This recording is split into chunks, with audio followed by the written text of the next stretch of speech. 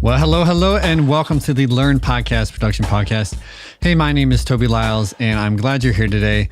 Hey, we are going to go on another journey today of higher level podcast production stuff. This is the kind of stuff that you don't hear anywhere else. At least that's the goal. My goal is to give you higher level stuff, the kind of stuff that you don't just learn in a YouTube video somewhere, but we're on YouTube. And so this is going to be video and audio, just like last week. So I'm really trying to set you guys apart, you guys and gals apart in what you're doing by giving you advanced resources so that you can really help your clients out, so you can make more money in just the amount of knowledge you have. And we're trying to do it so you learn how to do a dialogue production. So whether you're doing dialogue for podcasting or audiobooks, whether it's forensics, whether it's whatever your dialogue is, that's the goal. The goal is to help you do that and do that well. Today we are talking about noise reduction. So noise reduction is a problem. It's a problem in podcasting, as in audio repair, noise reduction. It's just podcasting. Like, that's the nature of it. It's really hard for me to get in with people in advance of their recordings. Generally, by the time somebody comes to me, they've already recorded something. Although, as we work with them, we continue to try to push them towards quality. But nonetheless, even if it's poor quality, we need to be able to do something. And that's the rule is that I've seen is that when it's bad is when they're finally going to come to you to fix something. So that is our situation today. We have a recording that is really bad, and I will admit I've made it bad. This is episode 77 with Allen of Izotope, and it just seemed perfect to put his voice over top of some real bad noise because we are using Izotope plugins today. And thank you, Evan, for the use of your voice, and thank you, Izotope, for your tools that we're going to use today. So I will also say that I've used Audition's tools, and Audition gets his tools from Izotope. So if you didn't know, a lot of the, not all of their tools, but a lot of the noise reduction stuff is Izotope stuff in Adobe Audition. Don't ask me the whole thing. I'm not a pro on it. I just know that they have agreements with Izotope, and so I'm going to use their stuff straight from Izotope for this one, and we're gonna try to figure out how to clean stuff up. So let's get right to it. Let's talk about this recording here. So here you can see we have just a real bad recording. You can just look at it and you can see I have the spectral view here down below. For those who are listening, and this is audio as well. So we'll make sure to explain everything very well. It actually helps to do audio and video at the same time because hopefully it helps me explain things more. So if you're watching, you can see there's a spectral view which looks like colored lines. We have lower frequencies down here at the bottom. Down here at about 100, that's 100 hertz, and this is 10,000 hertz. Above, you're going to see 10,000 hertz on the spectral view, and then anything in the middle is in the middle. And so you can see very clearly when someone speaks, you can see the vocal patterns in a spectral view. It's easier to see the vocal pattern in a spectral view versus just a general waveform. And that's the first rule. If you're trying to remove audio in GarageBand, Audacity, whatever, but you don't have a spectral view, which I believe, in fact, Audacity does let you pull up a spectral view, but you have to have some sort of real spectral view to be able to do a great job on noise reduction. You can do noise reduction without a spectral view, but boy, oh boy, is it so much better when you get to use it. So not only is it just a quality thing, but it's a speed thing as well. So we're going to try to take out this noise. I'm going to let you listen to this. Let's see. We'll turn off everything we have here as far as plugins to help reduce the noise, and we're going to clean this up. And so I'll let you know, this is Allen of Izotope. He's on top of a airplane. Not literally, but his voice is, as far as audio goes, so you can hear airplane sounds. We got a ding in here we're going to try to pull out. So this is just real life noise that I want to take out. Is there anything noisier than an airplane? So this is the inside of a cockpit of an airplane. Let's listen. easiest way and I should say as well that actually the threshold is probably the least adjusted parameter of mine. It is the thing that I change the least, or I find. Yeah, so you can hear that. We've got some major hiss, rumble. We have rumble, we have hiss, and we have a knocking sound, which I put in there. I'm just messing this audio up. I also have this other hum. If you listen to that, we're going to go into that. Start playing with the threshold, and as you start... And that hum is a 60 hertz hum. You're hearing the harmonics of it a little bit more, but as a 60 hertz hum that is on top of this. So we have multiple problems. We probably won't get to all of them in this episode, but I'm going to show you how to deal with all of that. We'll go back to the beginning of the, let's go back to the beginning and let's look at the first thing. Let's look at the noise and how we're going to get rid of the noise. So the first thing that we're going to do, if you have a noise like this, first thing I would do is not pull up the temptation is pull up a denoising something or other. Don't do it. We're going to pull up a parametric equalizer first. So if you can remove with EQ, then that's better. So what I will do is I'll grab a piece of audio and I'll just loop it. So we're going to grab a chunk of Evan talking here and we're just going to loop it. We're going to play and we'll listen without the high pass on, and then we're going to listen with the high pass on. So I've got a parametric equalizer open and we're going to loop it and check out without the high pass on. So here's without. Parameter of mine. Parameter of mine. That's probably not the most complimentary piece of audio from him, but let's play it with the parametric equalizer on. And I'm going to start rolling this up. I'm going to start at, well, all the way down at 23 hertz and we've got it on. We'll just keep looping like that and we'll loop until we fill, and I'm going to go up. So my goal is I'm going to go up till he starts to sound a little thin, and then I'm going to back it down just a little bit. So I'm going to run the high pass all the way up, and then I'm going to pull it till Evan's voice sounds just a little thin. Then we're going to pull it back down. So in this case, I want to get as much of that low end out as possible. So I'm really going to try to hammer this high pass filter. So here we go. Parameter of mine. It is the thing that parameter of mine. It is the thing that parameter of mine. It is the thing that So he's starting to sound a little thin right there, but I wonder if we can go a little further. Let's just listen to see how it goes. Parameter of mine. It is the thing that parameter of mine. It is. So that's a little thin. Let's try down at 150. It's the thing that parameter of mine. It is. That's not terrible. Let's go back to 100. The thing that parameter of mine. And then 150. It is the thing that parameter of mine. So that's a little thin, but I really want to try to get rid of this hiss.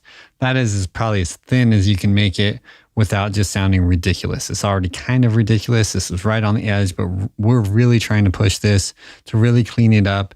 If we're going for intelligibility only, that means we really want to get the hiss down, and we also want to pull as much lows as possible out. So we have a parametric equalizer, and this is just the standard Adobe Audition EQ, and it is at a frequency of 150. We've got a fairly steep gain or a slope of 48 decibels per octave. So now that we've done that, and this is in a rack effect, now we're going to pull up the Izotope RX5 dialogue denoise. Okay, so if I grab this, now remember that everything is coming after and as it goes down. So audio goes into the EQ first, and then it's going to go into the dialogue denoise because the denoise is underneath the EQ. So I'm going to play this, but I'm not going to play in the vocal section. I'm going to find a noise print. And I should have told you this first. When you're looking for a noise print, this is especially where spectral view comes in handy. You're looking for a place that is not in, that doesn't have any vocals over it. You want silence, complete silence on the vocal part, and you just want hiss. So I happen to have found a spot right here, and I've got it highlighted. And if you look spectral, you can see there's vocal, and then there's just hiss, and then the vocal goes again. You're looking for that. And it's important, if possible, to have that spectral view because, I keep hammering on that, because sometimes when something sounds like it's just hiss, it probably is pretty close, but I've had almost every time almost that I do spectral, I do some sort of denoise. I have to look on that spectral because there's usually something small, and I really just want to get hiss. So if there's some other small noise in that chunk or some breathing sound or something, I'm really going to change the audio more negatively than necessary. It's not going to help because I just want noise. I just want the noise print. So what we're going to try to do with this denoise, we're going to try to find exactly what is the bad thing. And it's going to say, take out the bad thing, but this, so it says this is bad, but that's not bad. So if you happen to grab a breath or something else, or a high-end clicking or something, then it might take out some of those sounds as well, which is going to increase negative artifacts. It's going to increase the bad sound. So first rule of thumb, use the spectral view so you can see exactly what's going on. And if you look at this one, you can see we're just looking at hiss here, and we'll listen. We'll just make sure that it's just hiss. So let's listen. That's just hiss. And by the way, here's that hiss without the EQ on it.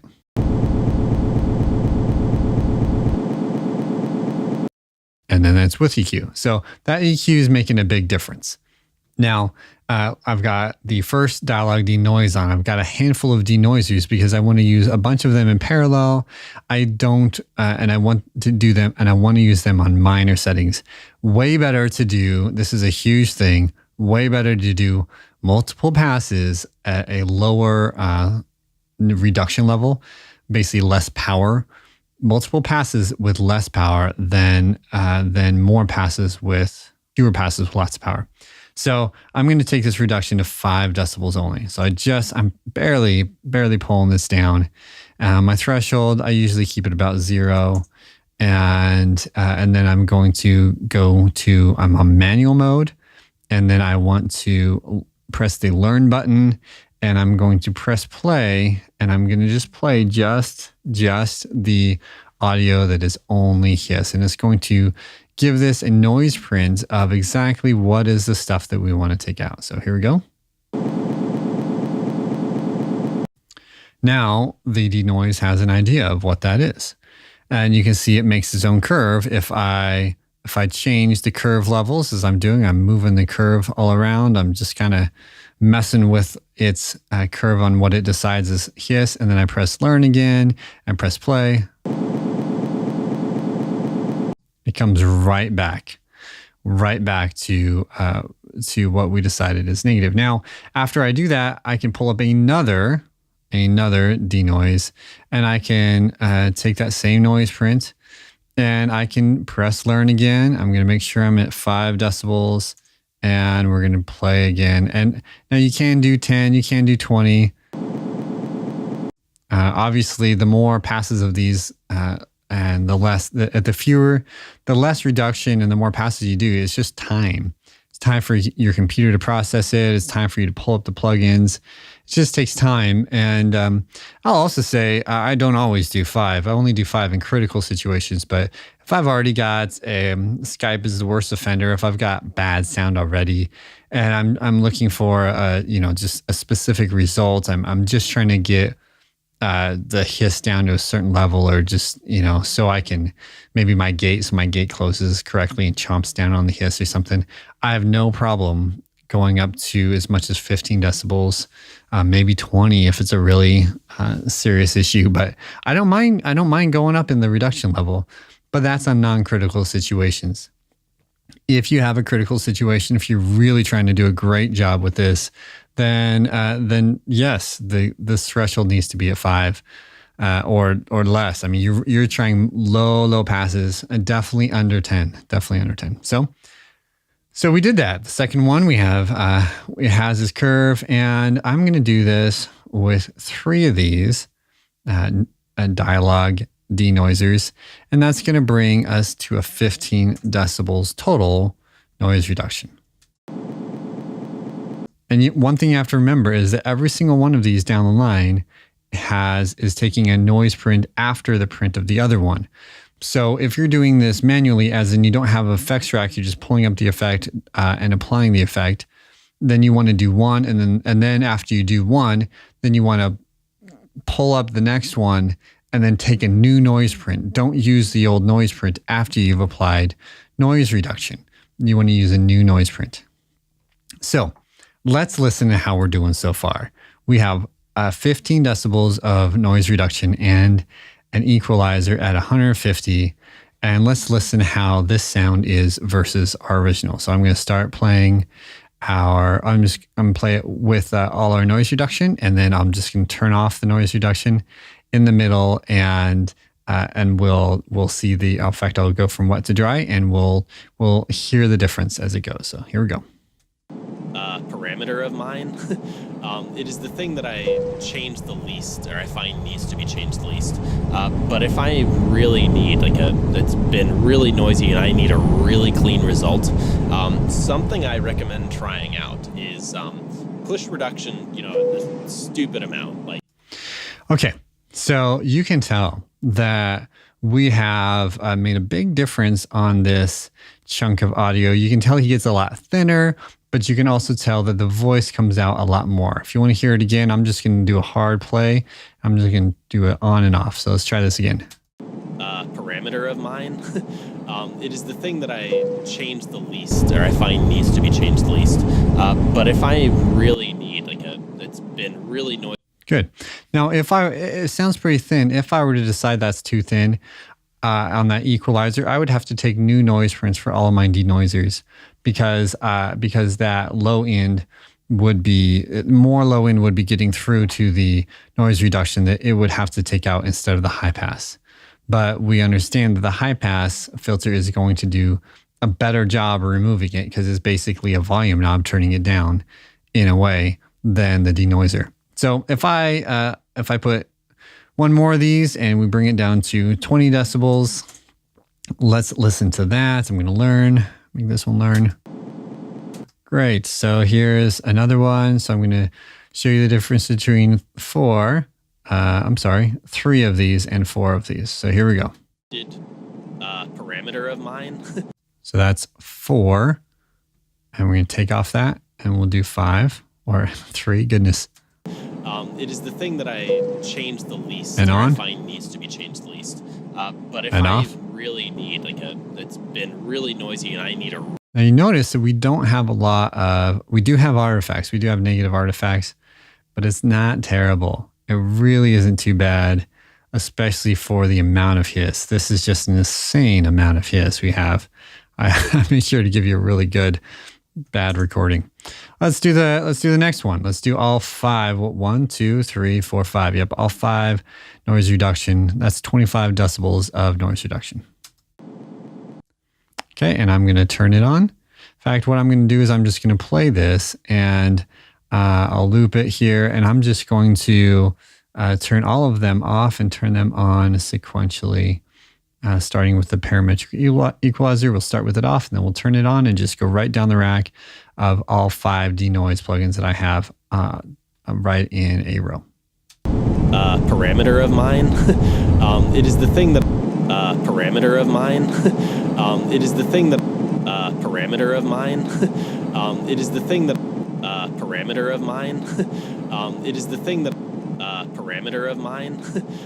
It is the thing that parameter of mine.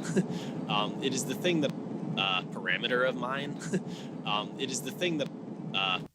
And you can notice at that 5th one that it starts to get pretty garbly. I mean, you can clearly hear the artifacts. Let me play it again. You can hear those artifacts. Parameter of mine. It is the thing that parameter of mine. It is the thing. It's almost a robot sound, right? When you get into that robot sound, you know you've gone too far. So I'm going to pull back down, because I would rather have less of a robot sound and just leave the hiss. It's annoying, it's terrible, but if you have a recording, if you have to choose between no hiss and robot sound, better to leave some hiss in there than robot sound. We understand sometimes people are on airplanes, right? So, and that's another thing. Remember context. I mean, if you are if this is for a video, if it's for, hey, this person was out in traffic or something like that, if you can see a car behind them, or you can you're mentioning that you're in New York, it's not bad. It's not bad to leave this stuff in. You might want to just make sure that the voice cuts through over those extra sounds, but there's no need, as we talked about this before, but there's no need to pull out audio and clean it up all the way and make it garbly and weird when you can clearly identify this person is not supposed to be recording in some studio somewhere. It's noisy. On the other hand, if they're supposed to have been recording in a studio and you can clearly tell that they're just in their living room with some squeaky furniture or something, then, or, I don't know, with the refrigerator, air conditioner on or something like that. Well, that's a different deal. That's something you want to pull out, because then all of a sudden it seems like, it seems inconsistent with the actual message of, hey, I'm in a studio. Wait, never mind. It's just my home office. And that can decrease somebody's authority.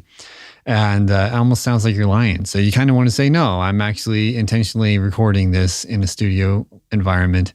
Even if it does happen to be my living room and I messed up with the air, that wasn't intentional. So there's obviously an honesty part of that. And you want to be authentic. There's a huge conversation around what's lying. What is, when you can edit something, what is actually lying to your audience and what is being truthful or lying about the person you recorded. So remember, ethics definitely play a big role here. So for this recording, though, just because that's the most I can do on it to get it cleaned up, that's what I'm going to do.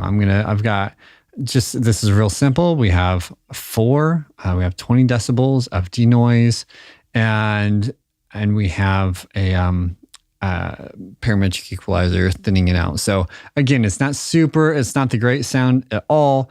It's just better than it was. And we're just trying to clean this up. So I hope that helps you learn how to do some denoising, to understand where the EQ comes in. One thing you need to remember is if you have a high-end problem like with hiss, do not try to turn up the highs and then turn down, and denoise that. If you're going to do that, you want to reduce, make any cuts you're going to make, put your denoiser on, and then put in boost and put in your EQ boost and try to see if you can pull back in frequencies that you want. Just be really careful. You might be pulling that hiss that you just took out back in, and it's going to sound worse now that you did a denoise on the front. So be careful of that one. Otherwise, we have some knocks to take care of, and we have some dings to get rid of, and we also have a huge 60 hertz hum to get rid of in this, and we're not going to be able to do it today. We're over our time. So I will look forward to talking with you on the next one. Before I do, let's remember, I just want to point out the Learn Podcast Production course because I'm so excited about it, and I must talk to you guys about it. Thinkific.com helped me out, and we've got our course up on there. If you are a podcast producer and you are if you do any audio work, if you're trying to do audiobooks, podcasts, if you're an author, speaker, but if you ever find yourself in front of an audio software, and you're not sure where to start, or you've tried some stuff, but you're just trying to figure it out on your own, you're searching stuff up online, this is the course to take. This will quickly get you quickly. All the videos I think are under 20 minutes, and they are just packed full of incredible information that will change the way that you work, the way you edit, and it will help you know when you've done it enough, and it will give you the confidence to just be like, this is what I do, this is what I do, this is what I don't do. So you can put your audio in, you can clean it up, and you can move it out. And you'll know when you're supposed to do that. And you'll know how to do that. I'm not even talking straight, so we'll just get off of that. But that's the course. And other than that course, please leave ratings and reviews. Let me know if I can do anything for you all. Twitter is @24sound, all one word, all spelled out. Website's 24sound.com, and that's all one word, all spelled out. Otherwise, my friends, thank you, and go out and make the world sound great.